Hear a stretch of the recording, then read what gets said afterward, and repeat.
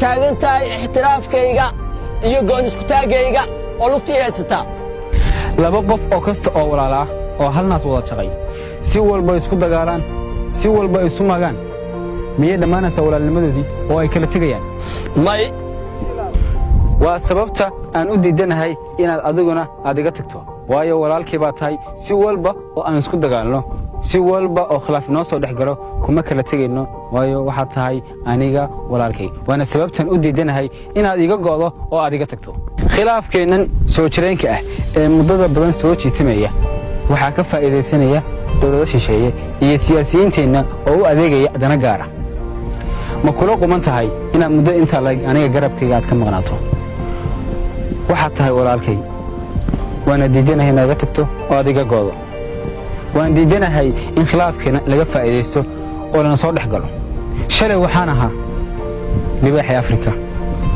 laakiin maanta waxaan ahay kan lagu qabsanayo badiisa birina xagee lagu qabsanayaa waa dadkayga iyo dalkayga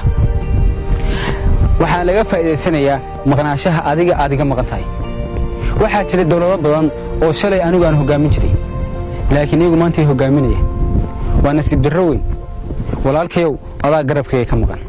waxaan rajaynayaa inaad maalin uun garabkayga soo istaagto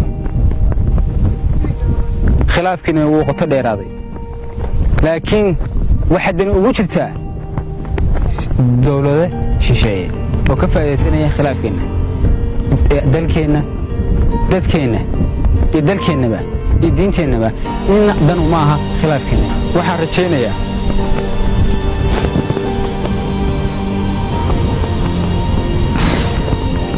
inaad mar uun garabkii ku soo laaban doontid waqti badan waa iga maqnayd maqnaashahaaga waxaa ka faa'iidaystay dalal badan walaalkayow waa rajaynayaa inaad mar uun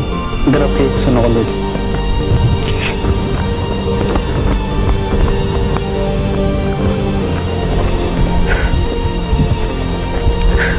walaal